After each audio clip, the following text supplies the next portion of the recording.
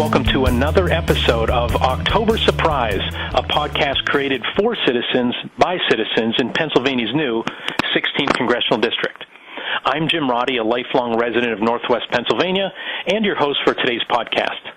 A little bit of background of our podcast before we get going. October Surprise features a series of interviews designed to educate listeners in Erie, Crawford, Mercer, Lawrence, and Butler Counties on key issues that face both our district and our two congressional candidates, incumbent Mike Kelly and challenger Ron DiNicola. On each podcast, we'll also discuss ethical leadership, which unfortunately is in rare supply in Washington, D.C. in 2018. We'll do a lot of talking today and throughout the month of October on this podcast, but our ultimate goal is action. For democracy to work, you have to participate. We can't be bystanders. So at a minimum, that means being an informed voter. You can help by sharing episodes of October Surprise with your family and at least one or two friends, those on-the-fence voters, those people who only occasionally vote in midterms or maybe never vote in midterms. The ultimate action is to vote on Election Day. Let's surprise the special interest groups, the political action committees, and the big money when we take back our district on Tuesday, November 6th, and once again put people first. And finally, I'm not a political veteran or a campaign strategist. This is my first foray into political media. I don't have all the answers.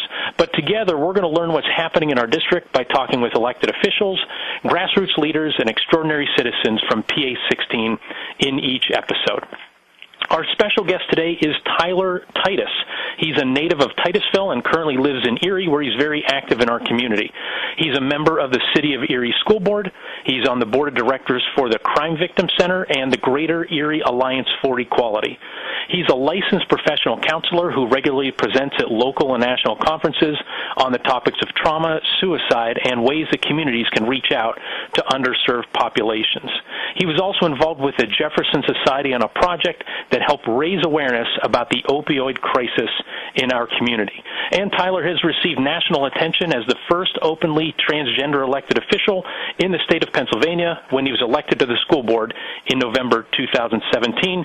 If you want to read more about Tyler, he's been featured in the Washington Post and the Daily Beast. There's an article titled, How Tyler Titus Became a Transgender Hero. So, Tyler, thanks for your time today. Welcome to October Surprise.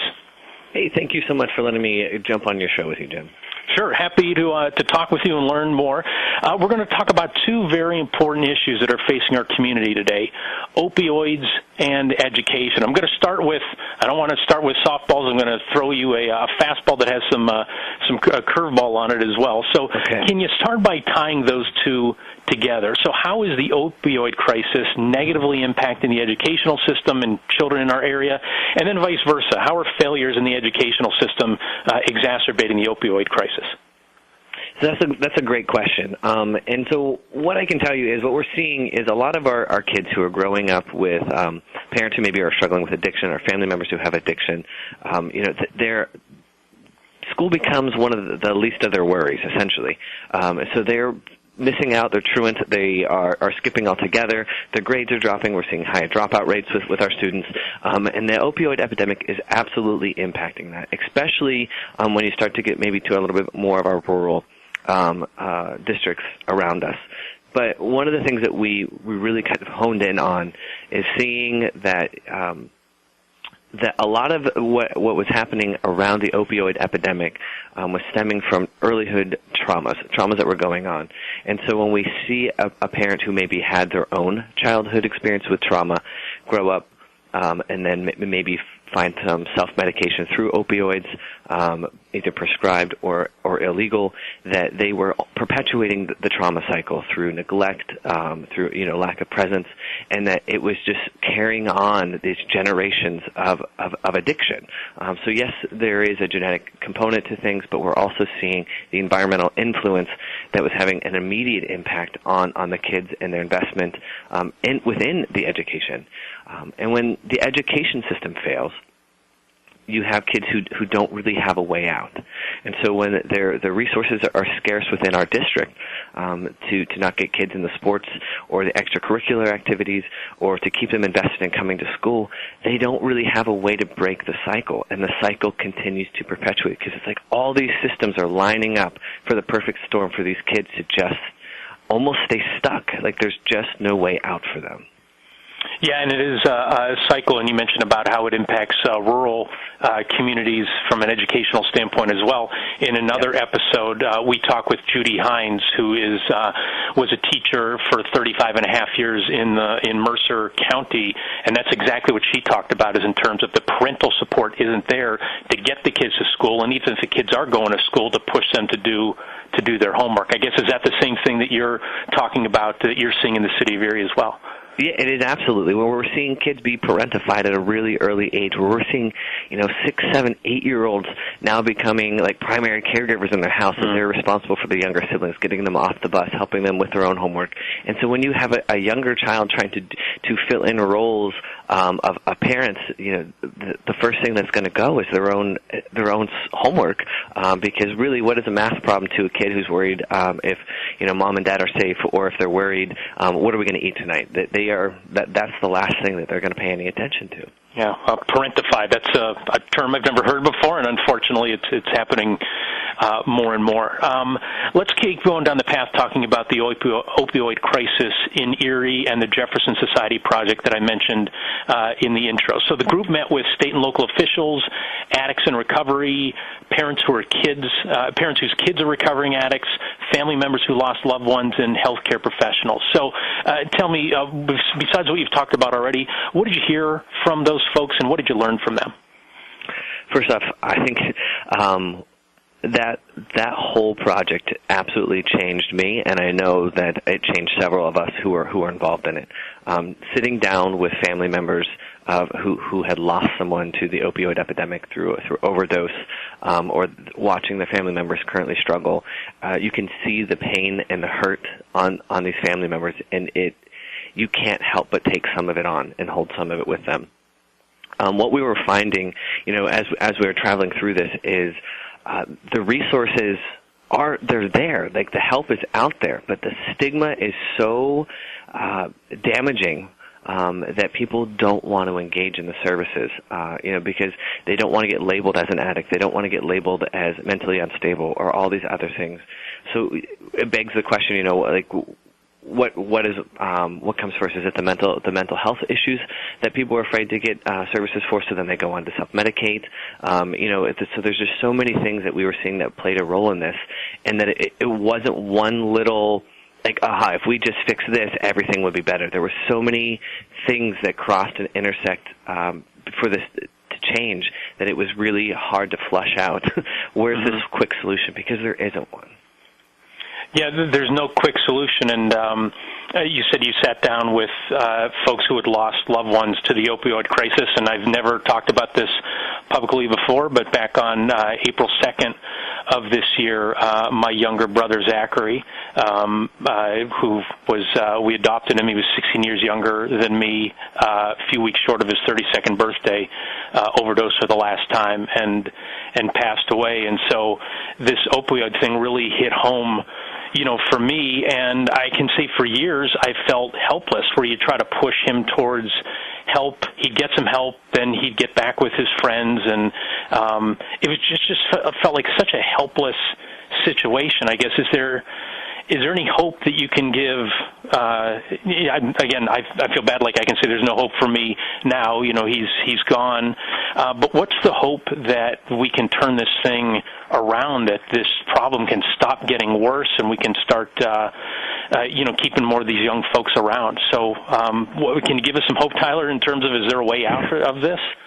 So, Jim, I just wanted to say that I think your story resonates with a lot of the people that I had talked to, where they have this sense of hopelessness or helplessness, like, where do we even go from here? Like, we love them. Why can't they get the help that they need? Why do they keep going back to this?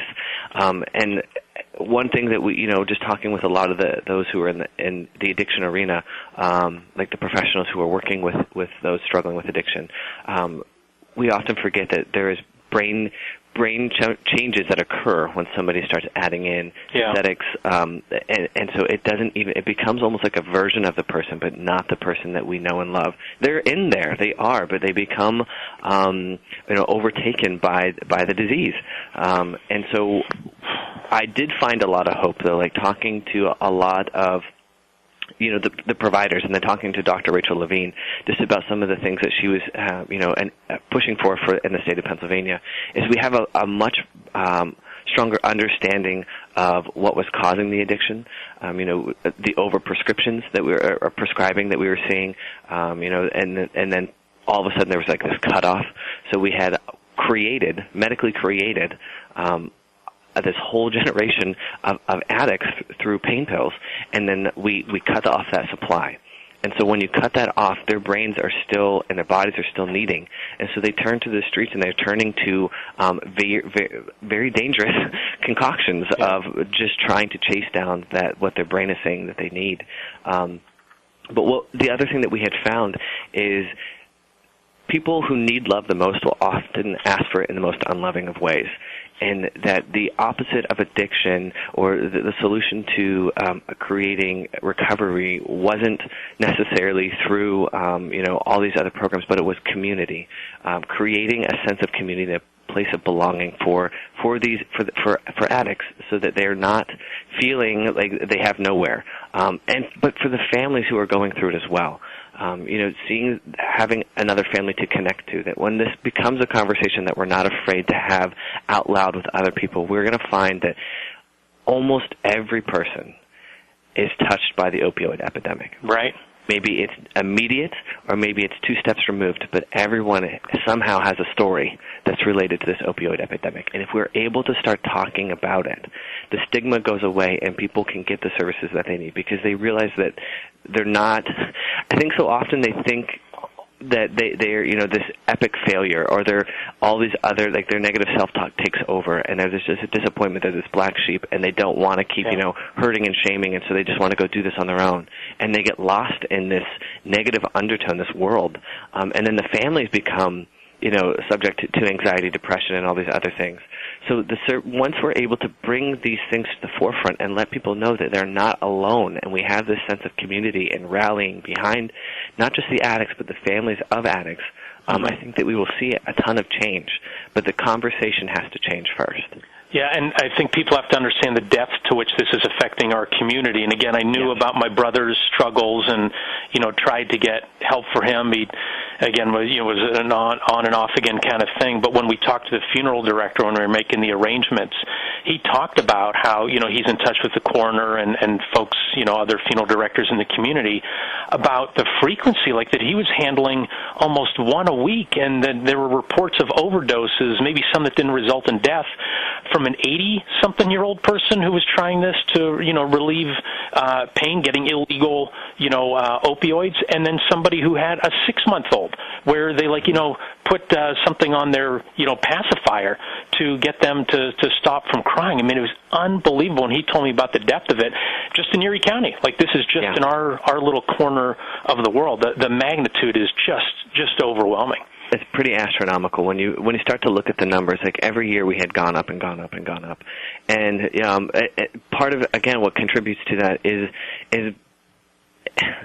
I mean, it's hard to see, like, okay, is it better, is it not better? But when we tighten in the rein of the prescribed opioids, what happened is we opened up ourselves to the synthetics, or the ones that people are creating. And those, I mean, they're not made by chemists. They're not made by people who know how to appropriately mix things in. And the key are like we're seeing the things that they are mixing with, you can't get to them in time. Like, it hits your body. Like the fentanyl that's in them is just, it's changed the game. It has changed the game for addicts. Yeah. It's awful. And so, we're talking about the crisis, and then let's talk about what we can do about it. And this is in the background of this whole campaign for Congress. So Mike Kelly has hosted teletown halls about opioids. He touts how he sponsored a bill to block synthetic opioid shipments to the United States. What are your thoughts, Tyler, on his job performance in this area? Is he doing enough? For the things that he's doing, are they really getting to the heart of the problem, or is more of it just for show, kind of on the surface? So my gut response is it's very convenient that a lot of these things are coming up during election season. It's very convenient that now he's taking some stances that people have been really trying to get him to take throughout. if there's one thing that's that I've noticed about Mike Kelly, it's that I actually don't notice him anywhere, and that's as a constituent, that's very frustrating. He is somebody that on this project we had reached out to try to give him some insight on the stuff that we had worked on through the Jefferson, and he wasn't there. He wasn't receptive to like, hey, let us just show you what we have learned, because it can impact, it can change, it can save lives, some of this information that we have, and it just he wasn't present. And then to respond by sending out, let's do these town hall phone calls, I think is a slap in the face really to his constituents. Like, we're looking for connection, we're looking for accountability, we're looking for somebody to take us serious and help those and that we care about. And to just have that be answered through a town hall meeting is really, I think, belittling. And it's hard not to lose faith in a leader who's not really leading. Do you think he's conflicted? I don't want to try to read his mind or his motivations, but do you think he's conflicted because of the big money he gets from special interest groups? So first, just a global, how much big money there is involved in politics. So Time Magazine reports opioid makers reportedly spent more than $880 million on lobbyists and political contributions between 2006 and 2015. So that's 8 times more than what the gun lobby spent, right? Like, people complain about the gun lobbies. This is that multiplied by 8. And then Kelly, in particular, he's received tens of thousands of dollars from insurance lobbyists, healthcare lobbyists, and other special interest groups from outside our area. He has, last I looked, $1.1 million from political action committees. Do you think that's like a fundamental flaw in our system and part of the reason why he might not be taking real action on this? So as an advocate, and as a constituent, I don't see how money could not be doing some talking here. I find it to be disgusting just how much. I know it's a political game and there are chess moves and things that you have to make if you want to stay in politics. I know that.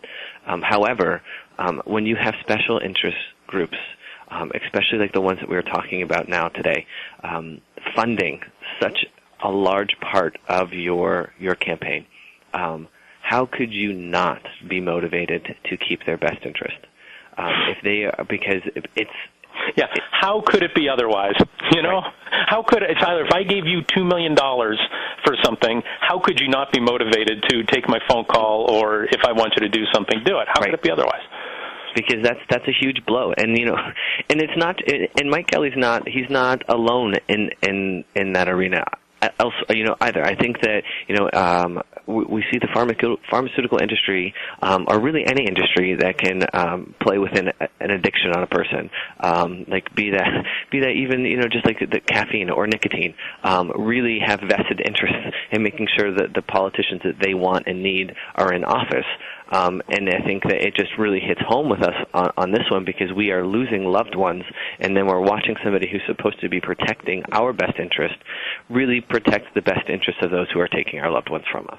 Right, with the true actions and then lip service otherwise. Yeah. So Kelly's challenger, Ron DiNicola, has said he will support investing federal resources to increase access to drug treatment and also expand education and prevention programs. He also committed to pass legislation to hold accountable the drug companies who profit and fuel the opioid epidemic. So, Tyler, is this what our next congressman should do about the opioid crisis? Will that make a positive impact from your perspective? We absolutely need more monies funneled towards prevention and intervention and education. That absolutely has to occur. We can't afford to lose any more money, because for every dollar you take is essentially you can wrap it up in a life that you are just signing off and saying this isn't worth it. And we need somebody to be proactive like that. We need somebody who's going to say, this is an area that we have to do something with now. But bigger than that is you need the person to go after the source. So you can't just keep going after this. And essentially, the people are dealing with the symptoms. Addiction is a symptom of other things, and they have to be able to go back and say, what is feeding this? What's causing addiction to happen? And we have to start there. Is it people need to be held accountable? Industries need to be held accountable for creating addicts? Yes. Is it that we need to get better resources to help people process their traumas? Absolutely. That's not even a question. Do we need to build up our education system so that we are able to help people get out of cycles? Without a doubt. And so I think you need to have people in there who are fighting for all those things, for this to truly, for us to get ahead of the epidemic.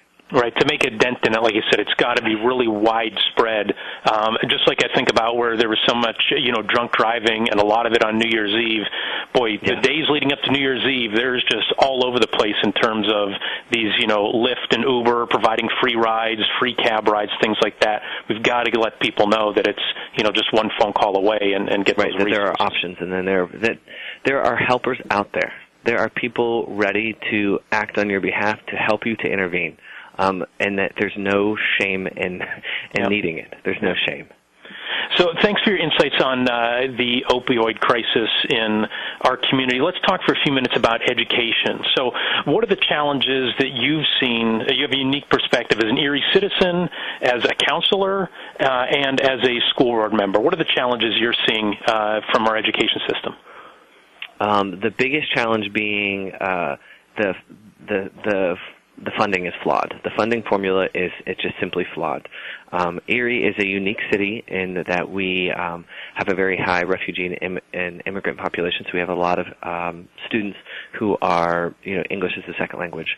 We have a lot of students whose family currently struggle with poverty, generational poverty, and so they're maybe not able to contribute as much financially versus some of the county schools that we're seeing. So we have a lot of unique things that go in, and we are just not, the funding formula is not set up in a way that supports the schools with these unique issues kind of going on. The other thing that Erie has is we have a lot of charter schools, PA Cyber, the online charter schools, and then the brick-and-mortar charter schools.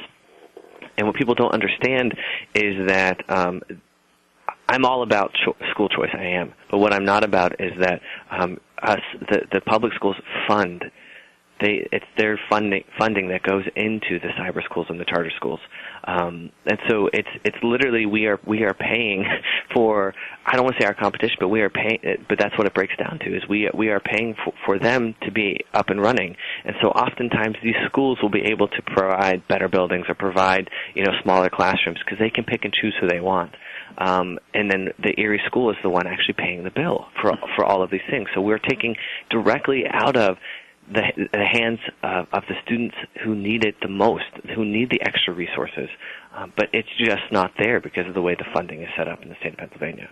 Yeah, in another episode of October Surprise, episode number 2, we talked with Jerry Missit. I don't know if you know Jerry at all. He's a retired Erie administrator, longtime principal at Central High School, and that was his big thing in terms of the push to privatize schools is hurting the funding of public schools. And then Judy Hines, who I mentioned earlier, the retired Mercer school teacher, she said in another episode that what people don't understand is schools used to just provide schooling, and then down in her area, some agricultural education. Well, now because of a lot of the collapse of the family unit, a lot of times because these families are in poverty, so they have to work when they would otherwise be taking the kids to school or before school care, after school care, the schools have to provide far more services than they had ever before, and they're having the money taken away to go, funnel into some of these other things. Do you see it the same way, Tyler? Do you share their perspective?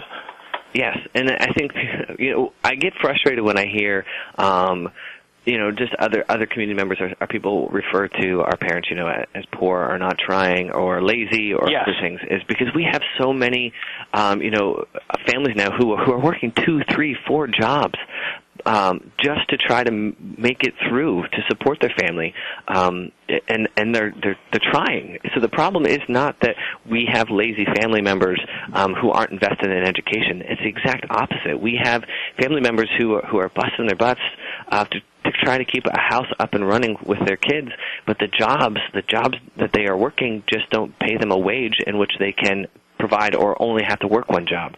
And so we are seeing more, two adults working in a household where before you might have one home who was able to interact with the kids. So the schools now are providing before care, after school care. We're trying to get the services in there for counseling, for doctor appointments, for dental visits, so that we can help the families try to navigate the economical hardships that they're facing, because it really isn't just about education on reading, writing, arithmetic anymore. It is all areas that the schools really have become accountable for. Right, and like you said, the parents have to be able to put food on the table, so it's hard for them to just work one job and be able to supply for their family. So I just did the math very quickly, and so if you're talking around $8 an hour for a job, working 40 hours a week, working 50 weeks a year, that's right around $15,000. That's not going to be able to support any sort of a family, so you're going to have to go work a second job that goes and takes away from obvious moral support, the putting your arm around the kid, the discipline, the teaching, the guidance that parents can give. It's almost like an immoral situation where, because of the low wages, that we are not allowing these parents to take good enough care of their kids, and then we're starving the public schools so they can't provide the services, and these kids are back to, I think, what you talked about earlier, this cycle, perpetuate this trauma cycle of poor education and then not being able to get a good job. I mean, it just seems like that's really where the cycle is for thousands of people in our community. It absolutely is. It absolutely is. And your quick math, I mean, it's astronomical what we expect the school to be able to do, what we expect parents to be able to do. We keep pointing fingers and say, you're to blame, you're to blame, you're to blame. But really this is across the systems. All the systems are playing a role, and that people who are in these poverty gaps can't get out. And it is not for lack of effort. It's not for lack of effort. Yeah, and I am all for personal accountability, but one experience that I had that really showed me, I'd say a segment of our community that I'd never experienced before. So I'm going back to this would have been 92, 93. I'm a lot older than you, Tyler. And it was my first full-time job out of college, was placing temporary workers. And so folks would come in, and you just realize that they didn't have the fundamental skill training in order to go to work, in order to have reliable transportation, that they were, had that education as a foundation. And I had never realized, my parents sent me to school. They gave me a ride to school. They packed my lunch for me, right? I had breakfast before I left, dinner when I got home. So I had that foundation. But a lot of these folks, if they grow up in an environment that doesn't have those foundational things, and then furthermore the educational system can't provide it, what do you expect? That they're going to turn out to be, some superstar? There are always people who turn it around, but that is the exception rather than the rule. And it seems like we need to have some system in place to help out these kids to build a better future for them and for our community in general. Right. No, you absolutely hit the nail right on the head there. And I will often talk to people about, we hear the word privilege and people get really defensive about this word privilege. But there's nothing wrong. We all have a privilege to some degree. You just described a great privilege that you had, having a ride to school, having transportation, having parents who were engaged and able to provide certain things to you because they weren't having to work, or the hours before or after, whatever it was. But there's so many of us who don't understand that the privileges that we have that have allowed us to get to the places where we are in life are the systems that go into play that work for us and not against us. And there are so many systems that work against, especially our black males. Mm-hmm. They just are not set up to help them succeed. And it's just, I think, we can pretend that it's not happening, or we can be aware and do some things about it. But a lot of our systems that are supposed to be helping really do cause a lot of hurt, or they keep people stuck. And I don't think that it's an accident. I think that there are some systems in place with an intentional design to keep people at specific levels so that other levels can function. The system is working for some people, like we mentioned, those opioid makers. The fact that they had $880 million to donate to political action, committees over the span of 9 years, something's working really well for them. So what changes? I doubt they're eager to change. That's right. What changes should be made to the system? What should our next congressman do to help improve education for our kids in PA 16? What actions would you like to see them take? I really need to see them advocate for more, and I know that money always isn't the answer, but we need to get our footing. And Erie did get a $14 million bailout. We did, but that didn't even bring us up to cover the negative that we were already facing. There were so many years where this gap just kept increasing because our tax base is small. We have a large city, but we have so many nonprofits that are downtown that are in this, or we have pilot agreements, or we have LERTAs in place that our tax base was really small, and so the burden fell on our constituents who are struggling with poverty or who are on fixed incomes, and that's not fair. That's not fair that we had these huge corporations getting breaks while are the ones who are struggling just to make ends meet. We're having to carry the load for the district. And so what we need to see is we need leadership who's going to fight for the funding and fight for things to change so that our kids can get new textbooks, that our schools can get the roofs fixed, that our schools don't have to lay off any more teachers, because that's where we're heading is if the money's not there, something's got to give. And if what's going to give is curriculum, buildings, and teachers, and that's just not fair. It's not fair. Yeah, it's a foundation. You can do only so much with good intentions, and need the funding to get it done. So my last question for you, Tyler, is, these two issues we talked about, curtailing the opioid epidemic and improving the educational system in our community. What if we don't act now on both these issues? Because a lot of these have been kind of pushed down the road, or I would say people crossing their fingers that it would get better. What would that mean for the Erie community? What would that mean for this entire district here in PA 16 if we don't act with urgency and make some progress in these areas? It's going to mean a loss of a whole lot of lives. To break it down super simple, is we will be burying more of our loved ones, more of our children. We will be struggling watching more people go into systems, get lost in systems. I'm talking about child welfare systems, the criminal justice system. We will see the collapse of public education in this area if we don't figure out how to get the funding situated, because we're going to see schools have to be shut down. We're going to have to see more students crammed in classrooms, which is going to mean that there's going to be a mass exodus to go on things like cyber schools. And what we just talked about is the parents aren't home because they're working more. And so when kids are left to their own devices because their parents aren't there, you're going to see an increase in crime rates. You're going to see an increase in a lot of things that aren't positive for the community when you just keep kicking the bucket down the road, the can down the road for the next person to pick it up. If we don't act now, things are going to get exponentially worse for everybody, especially for our kids. Got it. But I guess the good news is we can act now. There are things that we can do, and the big one is voting on November 6th. It is imperative that we know our candidates and that we elect leaders who are going to have the community's best interest at hand, not their own. And I can't emphasize enough, getting in and getting involved in local elections changes the game for your community. It's imperative that we get out and we vote. We have to move. We can't just stay stagnant on this. Got it. Well, Tyler, thank you so much for your time today, for shedding some light for us on these two important topics, and even bigger thanks for all your efforts that you've done, whether it's through the school board or the other activities that you have to help individuals in our area. So thank you very much for that. We appreciate it. Thank you so much for letting me come on, Jay. Our podcast today is over, but there's still more that we need to do that Tyler and I just alluded to. For democracy to work, we can't be bystanders. We have to participate. You can help by sharing this episode with your family and at least one or two on the fence, maybe I'll vote, maybe I won't vote voters who live in our district.